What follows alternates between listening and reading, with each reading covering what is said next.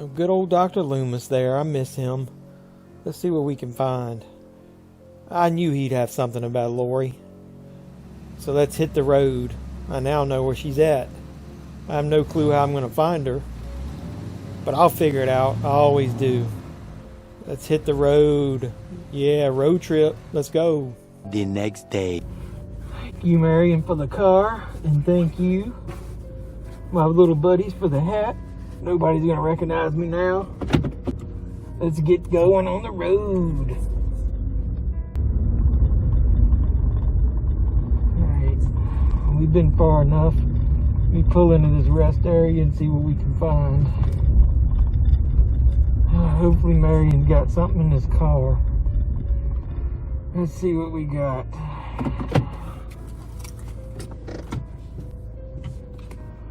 So. Alright, be quiet. Let's see what we got in here.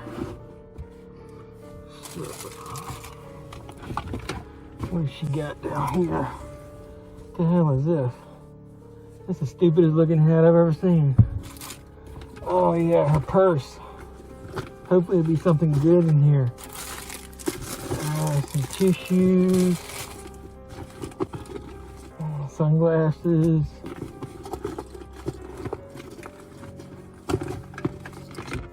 Hand sanitizer. When would we ever need hand sanitizer? That's ridiculous.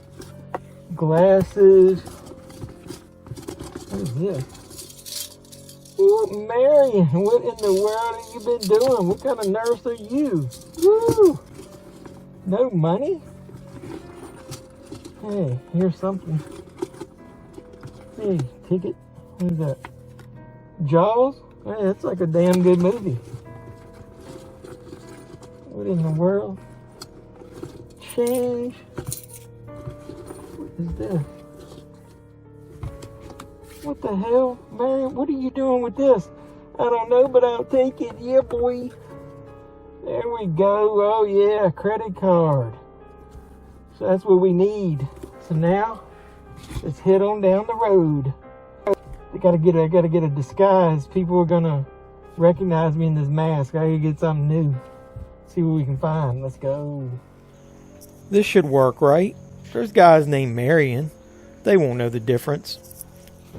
So let's get in here and see what we can find. Hey, look at here. Who knew? I didn't know I was going to be that popular. They made a mask out of it. This is awesome. Yeah, I'm going to take this. I'll just add some eyebrows, cut the hair. It'll be awesome. I knew it. This one is much better. Nobody's going to recognize me in this. Awesome. So let's see. Just put that over here. Put this credit card where nobody can find it because this was an awesome find. Where should I put it? I'll stick it here. Maybe in the glove compartment. Oh, shucky ducky. Yeah, we're going to find out where Laurie is now. I got the address and everything. Let's see if we can map this thing out.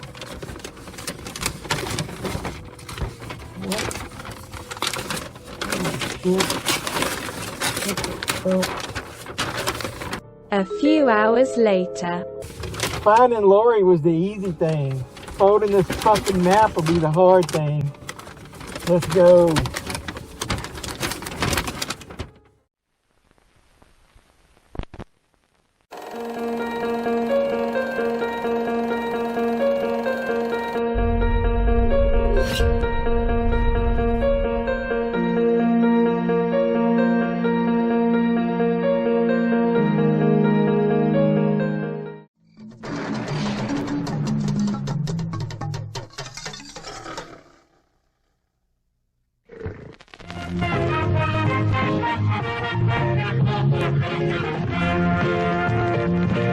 So welcome all you Halloween fans back to the HalloSCREAM 2022 review series where your pop culture reporter, JeffMan316, that's me, continues to review every film in the Halloween movie franchise leading up to October 14th when Halloween Ends debuts in theaters and on the Peacock streaming service.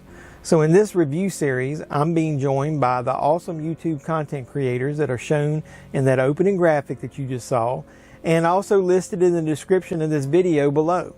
We're going to each present our own unique style of review for all of the films in this iconic horror franchise.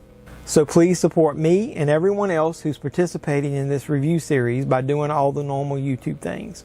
Like each video that you watch, comment down below, share the content, and always don't forget, subscribe to my channel or any of their channels after you watch the videos.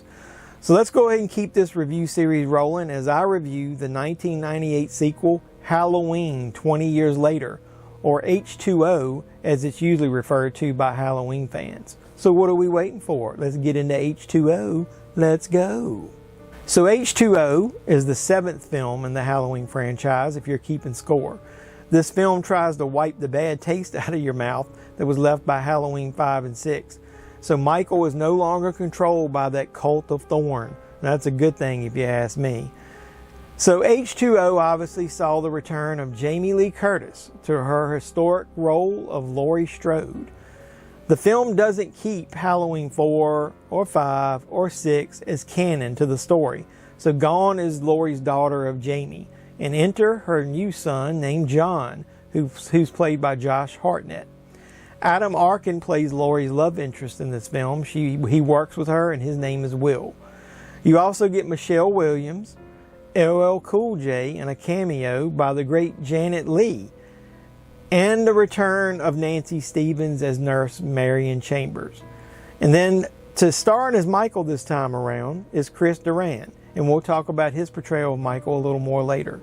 So the film this time around is directed by Steve Miner, and if you don't know who he is, he directed such classics as Friday the 13th Parts 2 and 3, the movie House, and the comedy classic Soul Man. Oh, sorry. So you know John Carpenter and Deborah Hill originally agreed to return to help with this project, including writing the script, but they ultimately left the project, and it didn't seem to make Jamie Lee Curtis very happy from what I've read and for what I've seen in interviews. You can check some out on YouTube, just look them up. So I'm going to try to sum up the plot of this movie in this way. So Laurie Strode, now the dean of a Northern California private school with an assumed new name, must battle the shape one last time as the life of her own son hangs in the balance. Bum, bum, bum.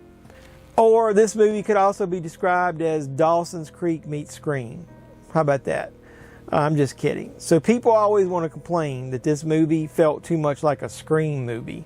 And that's probably because of the ultimate influence of producer Kevin Williamson. I just think it was more of a product of the time than just a clone of Scream. People love Scream, obviously, and they wanted to take this film in that type of direction. I think if they had kept some of the core concepts around about the classic Halloween movie, like, you know, the theme music, if they had put that in place, it would have felt more like a Halloween movie. They actually used tracks from Scream in this. They took a chance by moving the film away from Haddonfield as well. It didn't bother me as much back then, and it doesn't really bother me now. I just wanted to forget about Halloween 5 and 6, please. So what do I really like about this film? Well, the obvious is the return of Jamie Lee Curtis as Carrie Tate, or aka Laurie Strode. That tops the list. She falls right back into the role like she never even left it. So Jamie Lee Curtis embraced the character once again as the great actress that she is, and I really do love her performance in this movie. As in Halloween 2018, she portrays Laurie again, and I'm going to keep calling her Laurie and not Carrie. She plays in a similar way to the character of 2018 here. There's lots of personal trauma that she's been dealing with. She's dealing with PTSD. She's had a failed marriage. Alcoholism has been a method of dealing with this mental pain. She's always looking over her shoulder. She's always waiting for Michael to return. The holiday of Halloween is pretty significant here, and it's a significant trigger point for all of this mental anguish of hers. I think that would be a great explanation of why maybe you could go into hiding like she did. She needs to be far away from everything that happened in those original films. I also don't have a problem with them casting Josh Hartnett as her son John here. He's a good actor, good young actor here. I think that they really did, though, have a lost opportunity of not bringing Jamie Lloyd back. You could have continued that story from Halloween 4 or 5 if you really wanted to. It would have been very easy to explain why Laurie would not have wanted to subject her daughter to the pain and mental anguish, the emotional trauma of dealing with this ghost of Michael Myers that's always haunting her every day of her life. But we did get a really awesome opening sequence here, and they brought back Nancy Stevens as Nurse Marion Chambers to be in that sequence. I also liked her character here, and it's a really big shame that they killed her off so quick here. I do think the opening is one of the best parts of the film overall. It starts with a great fall feel. You get the connecting music that links to Halloween 2. It's got some really awesome tension as they go around in the houses thinking that somebody broke in. And it is a good way to explain how Michael finds out about Laurie. Now, how he gets to Laurie from Illinois is another story.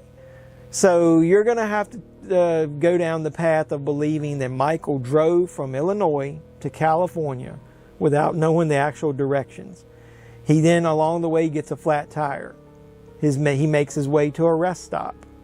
There, he runs into a mother and daughter, kind of scares them. He steals their vehicle, which happens to be some kind of old vintage type truck that would obviously get the worst gas mileage ever. And he never has to buy gas. Really. Mom, that's the boys' room. The boys are just gonna have to deal with it. I'll be just next door. Mom's gonna go too.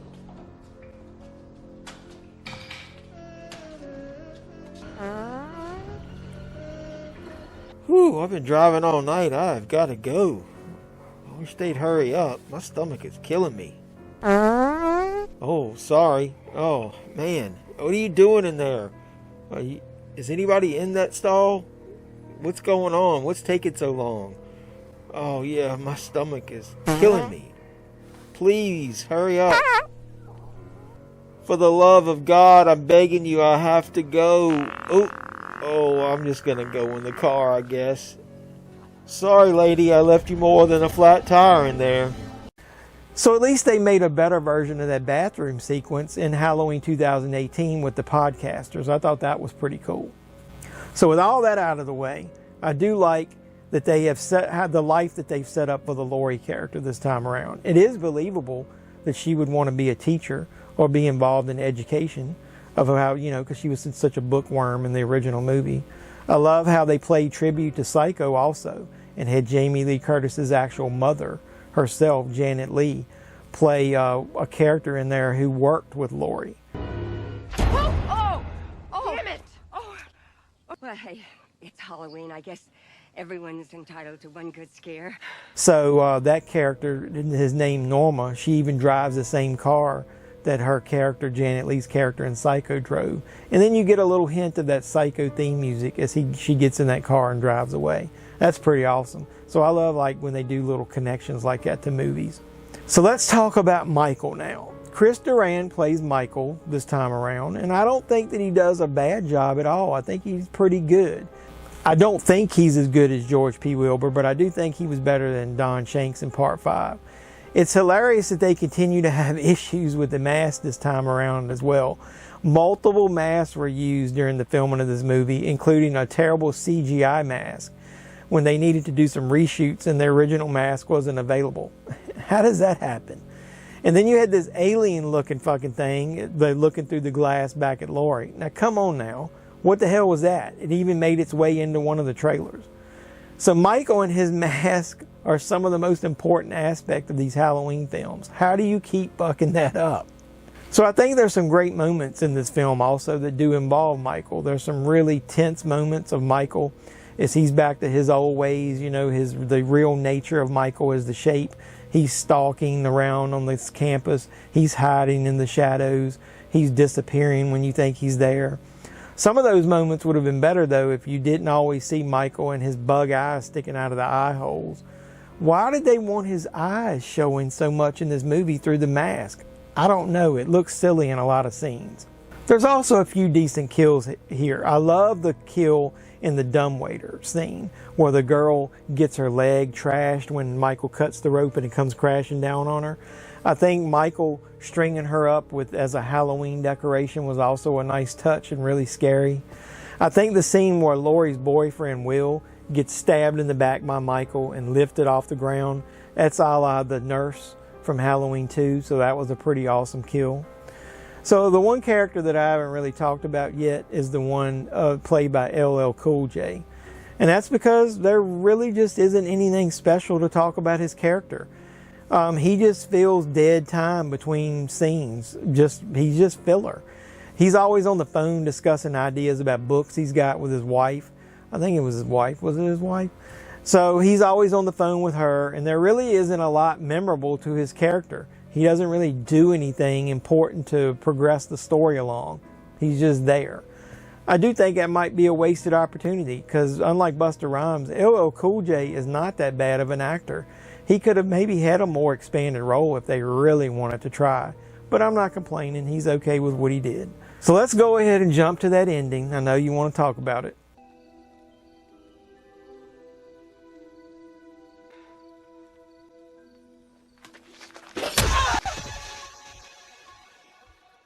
I remember when I left the theater after seeing this movie for the first time.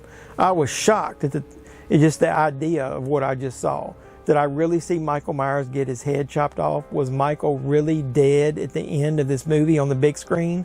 Now, I came out of there with my doubts. Were they really going to stick with this ending, considering how they screwed us over by totally retconning the end of Halloween 4 in the next film? That twist with Jamie was awesome, and they screwed it up. And it wasn't long after that I heard that there's probably going to be another Halloween movie, and there's a possibility that you might see both Michael and Jamie Lee in the same movie again. So now, years after this film came out, you can easily find interviews that Jamie Lee Curtis did about her return in this H20 film. I think she kind of felt betrayed from what I heard, because her original plan was that she wanted to kill off the character of Michael Myers once and for all. And then in the middle of all those discussions, she found out that that wasn't even possible. After she found that out, she decided she wanted to kill the Laurie character once and for all. Jamie, there's a clause in the contract with Mustafa Akkad that says you can't kill him. So overall, I think H20 was a good movie. It's one of the better movies in the franchise. I'm going to give it 2 very enthusiastic thumbs up. It's not as good as Halloween 78 or original Halloween 2 or possibly Halloween 4, but it is a huge improvement over Halloween 5 and The Curse of Michael Myers. So I really enjoyed watching it again for this review series, and I can't wait for the 4K to come out in that new set. So what did you think of Halloween H20? Did you like the return of Laurie? Did you like how they ended the movie? Did you know, like I did, that there's no way that ending was going to stick? Let me know in the comments down below. I'd like to hear what you guys think of H20 and where you think it ranks in the franchise. So in the middle of all that, like I said, don't forget to do all that normal YouTube stuff. Like, comment, subscribe, share, do all that stuff. Keep supporting us and watching all of the reviews that drop each week in the HalloSCREAM 2022 review series. So the next one is obviously Halloween Resurrection, and I don't know that I'm looking forward to that one. But hey, we got to review them all, right? So I appreciate you guys coming back. I appreciate you guys supporting the channel. Watch all my Halloween Ends videos, all my other Halloween content, or anything else pop culture related while you're here. So until next time, boys and girls, this is Jedman316, your pop culture reporter, signing out saying, you guys be safe out there.